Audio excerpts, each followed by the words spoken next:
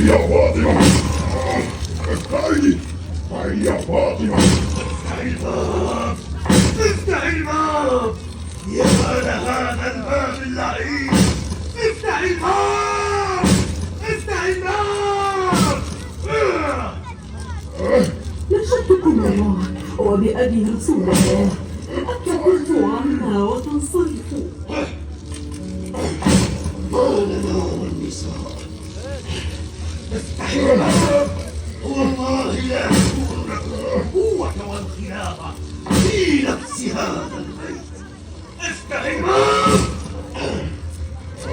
افتح الباب يا فاطمة، إن الله قضى وحكم في الأمر، وإننا لن نأتي إلا لما اجتمع عليه المسلمون. افتح الباب ولا تجادل.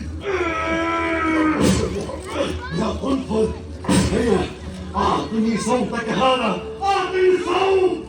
فوضعت فاطمة يديها على عبادتي الباب تمنعهم من فتح الباب، فأخذ اللعين الصاق من يد قنفذ وراح يضرب فاطمة على يديها. أين المنافق مع فاطمة؟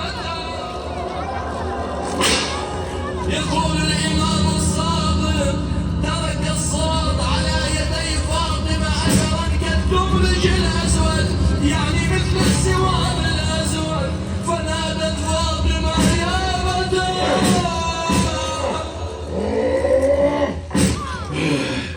تنحى يا قنفذ، لا فائدة من ذلك. ابتعدوا يا قوم، هيا تنحوا عني فأنا لهم.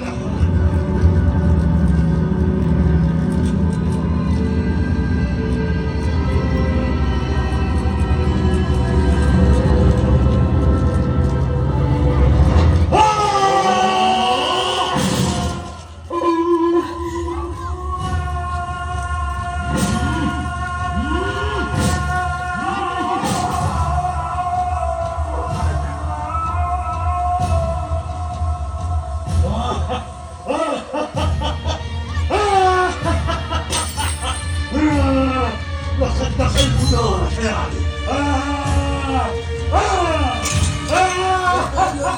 اللعين لما دخلنا على فاطمة كسرنا الباب لا ندخل بابها، أسندت ظهري للجدار أتبيع على الباب وصرت أدفع الباب على فاطمة.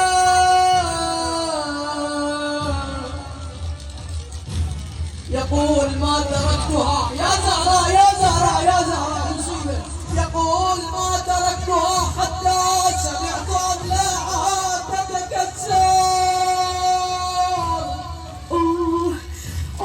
يا أبتاه، هكذا يصنع بحبيبتك وبنتك.